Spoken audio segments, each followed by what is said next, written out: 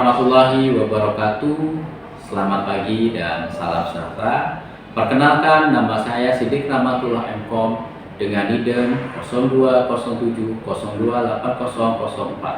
Saya adalah dosen tetap perguruan tinggi STIMIK Dian Cipta Cendekia Kota Bumi, program studi S1 Sistem Informasi yang sekarang ini berubah bentuk menjadi Institut Teknologi Bisnis dan Bahasa Dian Cipta Cendekia.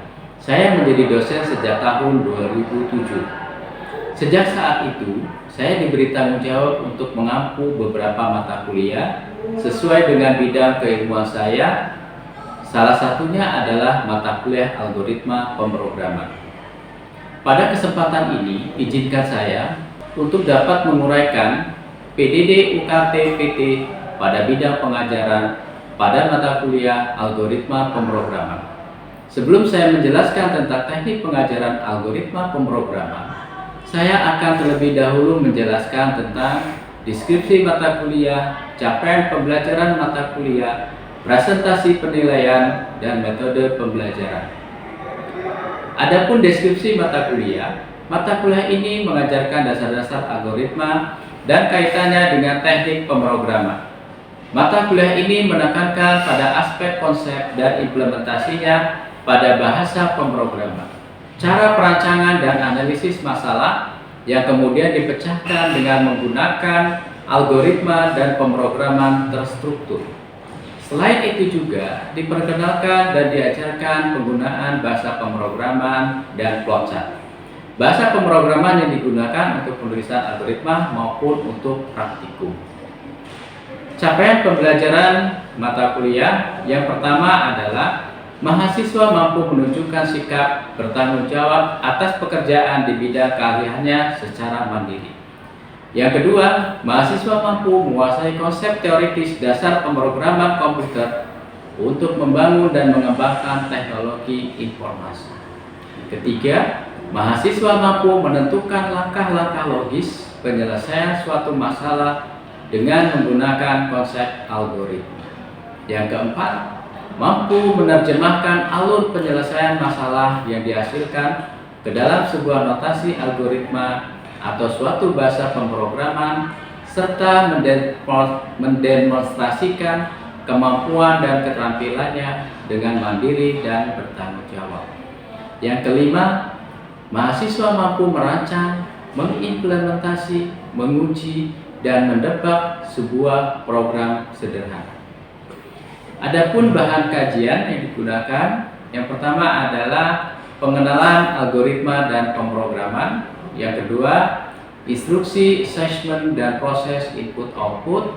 Yang ketiga, struktur kontrol percabangan dan pengulangan. Yang keempat, skema pemrosesan sekuensial. Yang kelima, modularisasi fungsi dan prosedur algoritma rekursif. Yang ketujuh, struktur data array dan manfaatnya. Yang kedelapan, subjek, dan 9, pengurutan bilangan. Adapun presentasi penilaian yang digunakan, ada kuis dengan bobot 15%, yaitu di pertemuan kelima. UTS 25% di pertemuan ke-10, tugas 30%, tugas terdiri dari tugas individu dan tugas kelompok.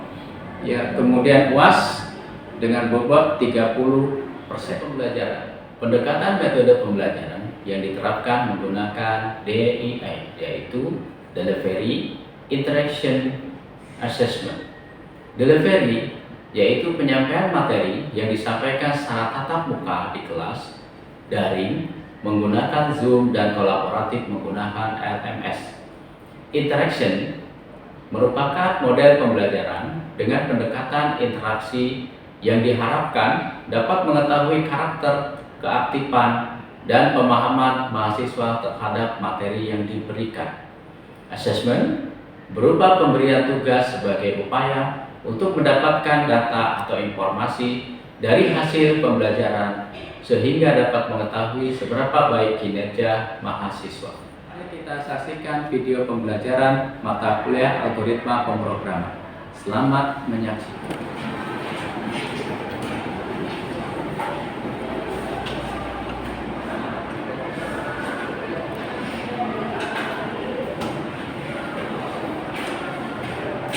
Assalamualaikum warahmatullahi wabarakatuh. Waalaikumsalam warahmatullahi wabarakatuh. Selamat siang semuanya. Siap. Gimana kabarnya? Alhamdulillah. Oke, sebelum kita mulai perkuliahan pada siang hari ini, kita berdoa dulu menurut agama dan kalian masing-masing. Kita berdoa mulai. Ya, sudah selesai. Sudah siap untuk tema materi hari ini? Siap. Ya, jadi hari ini kita masuk ke pertemuan ke-6. Ya, pertemuan ke-6. Setelah minggu kemarin kita melakukan evaluasi yaitu kuis. Nah, hari ini kita akan masuk pada pokok pembahasan yang pertama, ya, yang pertemuan ke-6, yaitu struktur pemilihan atau percabangan. Untuk mata kuliahnya. Nah, pada pertemuan ke-6 ini, ya, capaian pembelajaran yang pertama adalah mahasiswa mampu mengenal konsep percabangan.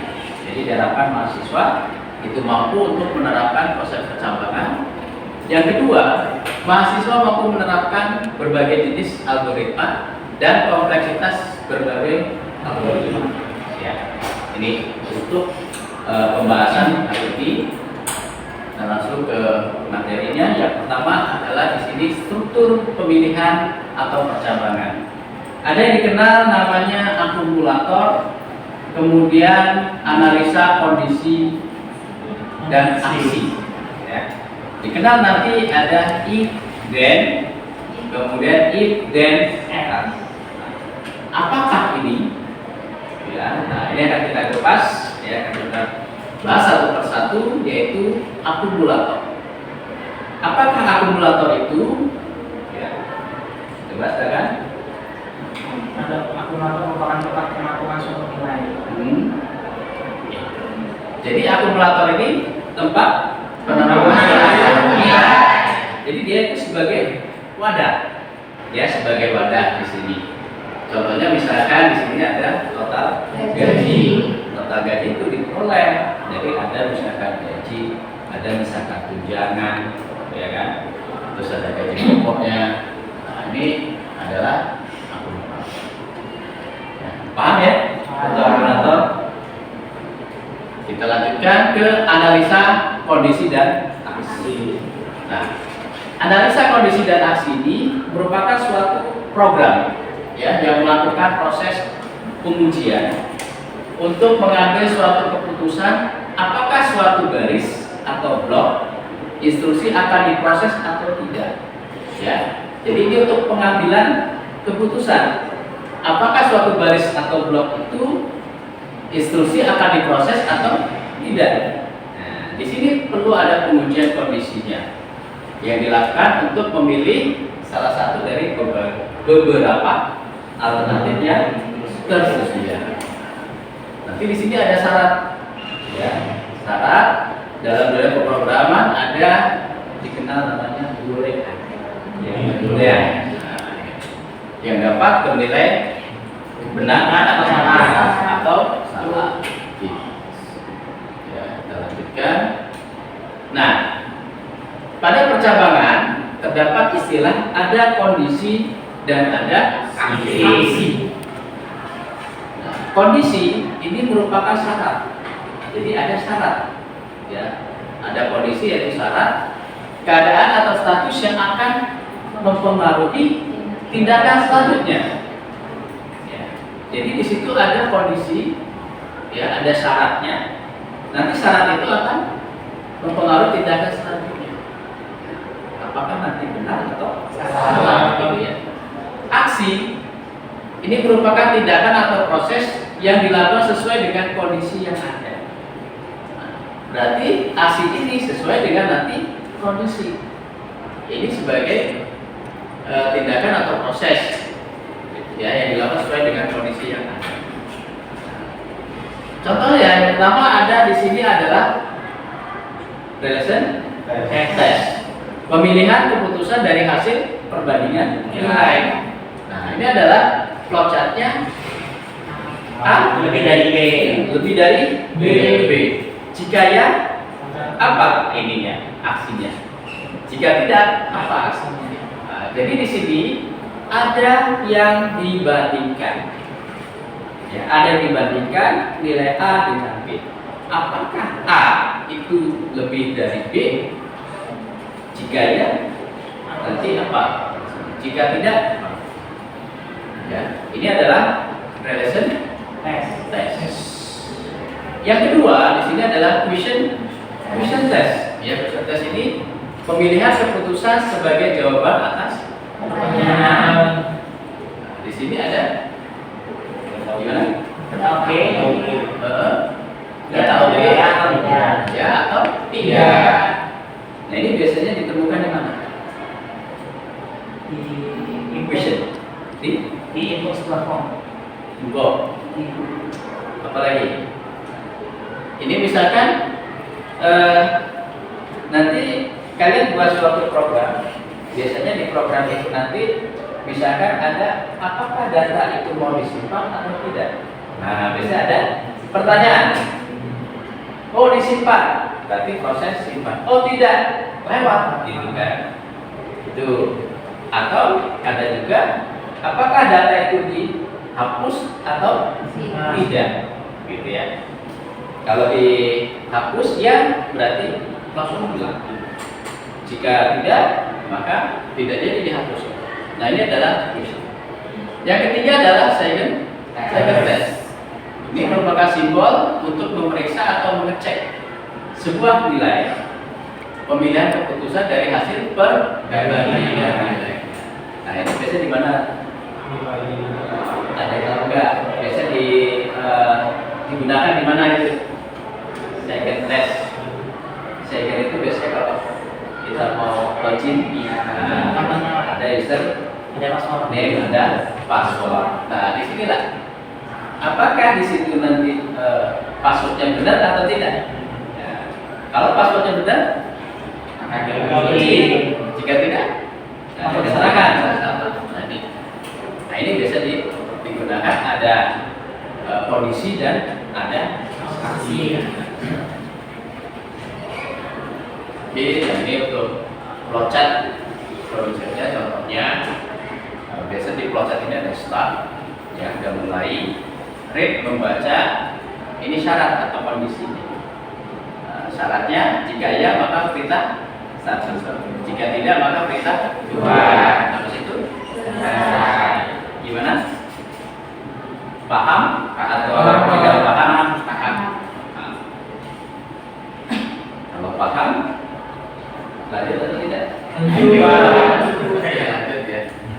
Nah, ini contoh yang berikutnya. Ya, contoh ini diketahui dua buah bilangan A dan B. Nah, ada A dan B, kemudian flowchartnya adalah untuk mencetak bilangan yang terbesar di antara itu. Itu gunakan tadi yang berapa? Yang perbandingan ya. Ya, start baca A, baca B, bandingkan A lebih dari B. Ya, apakah A lebih dari B? Jika ya, cetak A. Jika tidak, cetak B. Cetak B. Ini perbandingan contoh yang tadi. Kemudian ada lagi, kita masuk lagi ke hubungan antar kondisi. Nah, biasanya ini ada dua kondisi, gitu ya. Nah, ini istilahkan ada biasanya di ini ada and atau dan, kemudian ada or, ya, atau. Kalau dia and, ya berarti di situ harus ada dua. Jadi kondisi 1 dan kondisi 2 harus bernilai sama besar atau sama.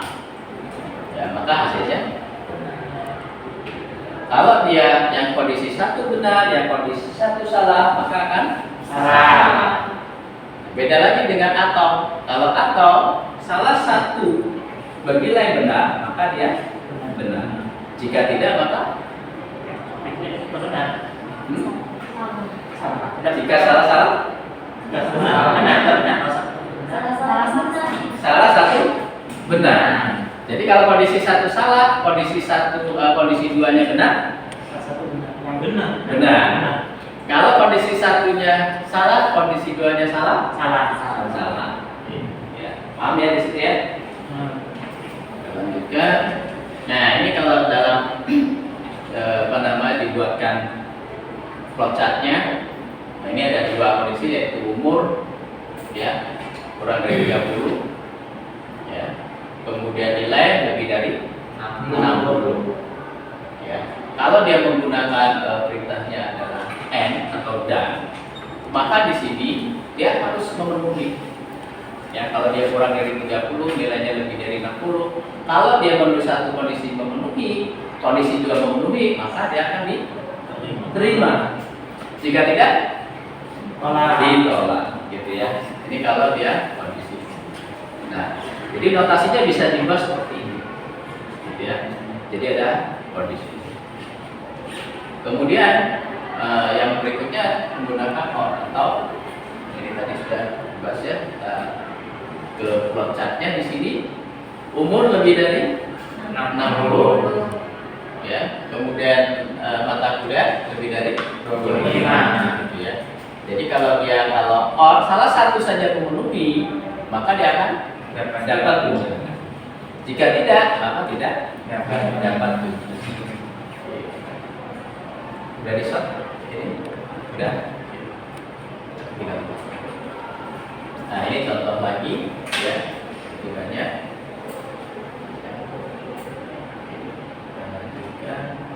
Nah, berikutnya adalah if then, kemudian ada if then else. Gitu ya, di if then else ini, jadi pemroh dapat mengatur tindakan yang dilakukan. Gitu ya, jadi ada if then else. Nah, bentuknya ada if then else satu baris, ada if then else banyak baris. Ini cuma satu kondisinya. Ya. Kalau kondisi pertama, kondisi ya maka dikerjakan. Jika tidak mengerjakan, iya. Kondisi beda dengan 2 kondisi di sini. Ya, kondisi terpenuhi kerjakan statement 1. Ya, ulangi lagi kerjakan statement 2. Jika tidak, maka mengerjakan statement 2. Jadi ini lebih dari 1 baris. Ini cukup 1 mengulangi jika tidak. Ini ada aturan-aturan. Ya, ada aturan-aturan dalam baris. Ya. Jadi sudah dibaca, ya sudah dipahami. Di sini kita lanjutkan ke studi kasus. Nanti, dan ini studi kasus. Ya, ini silakan Anda kerjakan. Ya, kasih waktu 15 menit. Ya, siapkan kertas 1 lembar. Ya, saya kasih waktu di situ 15 menit untuk mengerjakan studi kasus ini. Ya, bawa bukunya? Bawa. Nah, di sini adalah diketahui harga sebuah kemeja adalah 15.000. Jika pembelian kemeja dalam jumlah besar akan mendapatkan diskon sebesar 20%. Ya, dengan ketentuan pembelian yang mendapatkan diskon adalah pembelian di atas 25 potong. Nah, di sini diminta untuk membuat algoritma dan flowchartnya. Nah, di sini nanti kondisionalnya ini, ya kondisinya adalah jika lebih dari 25, maka dia dapat 20%. Silakan. Jadi, kasih waktu 15 menit. Ya, lama dulu lah untuk mengerjakan itu. Betul ya.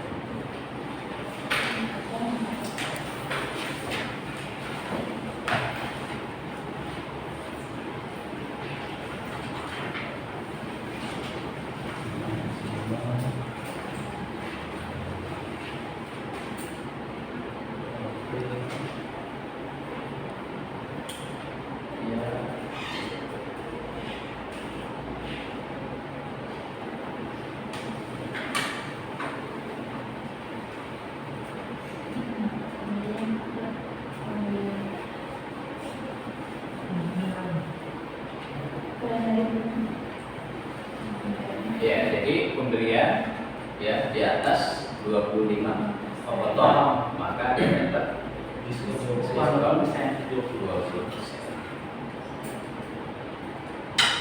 Jika tidak, maka dia tidak dapat diskon.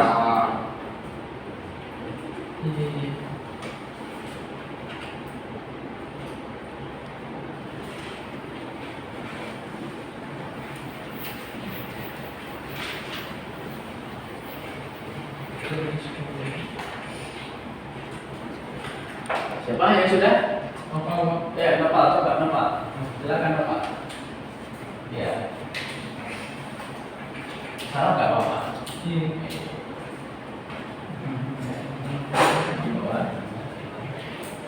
Silakan di sini.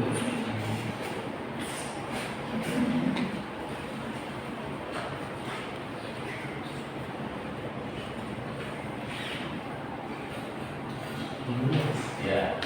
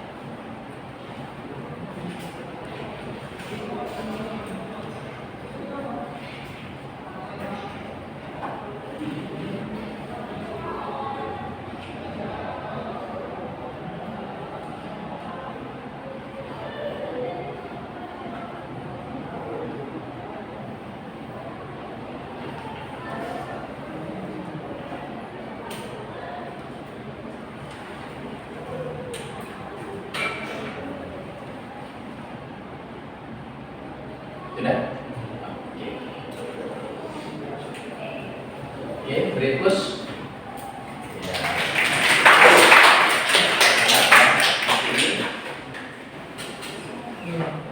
Itu plotarnya adalah start, ya, ada start. Kemudian input pembelian, ya, jumlah pembelian. Kemudian jumlah pembelian lebih dari 25, maka jika iya, maka diskon 20%. Ya, jika tidak, maka diskon 0%. Oke. Ya, nanti sudah paham. Ya. Nah, tinggal nanti yang studi kasus yang ketiga, ya. Tadi kasus 3 ini jadi masih kelompok, ya, lanjutan, ya, tugas kelompok yang nanti akan dikumpulkan, tapi ini waktunya lebih lama lagi, gitu ya. Nah, ini minggu depan kita akan bahas lagi untuk kasus yang ketiga. Oke, ya, sudah dikerjakan, ya, nanti itu dikumpulkan, ya, untuk studi kasus yang pertama, ya, tentang kondisi. Kalau ini menggunakan kondisi satu baris. Berikutnya masih ada studi kasus yang kedua. Nah, ini nanti dikerjakan berkelompok, ya. Ini dikerjakan berkelompok. Nanti dibuat satu kelompoknya 3 mahasiswa. Jadi nanti dikerjakan, ya, dikumpul 1 minggu, ya. Minggu depan itu dikumpul, kemudian bisa dipresentasikan setiap kelompok. Ya, dari sini ada yang mau ditanyakan? Ya, coba ada. Cukup? Yakin cukup? Yakin banyak?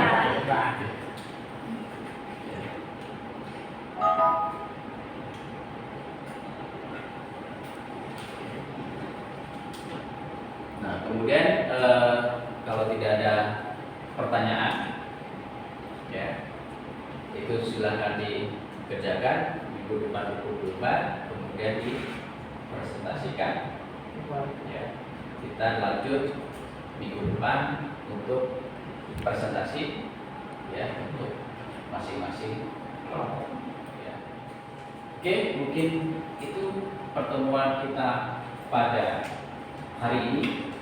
Ya, kita lanjutkan minggu depan. Ya, salam sehat. Ya, saya akhiri. Wassalamualaikum warahmatullahi wabarakatuh. Waalaikumsalam warahmatullahi wabarakatuh.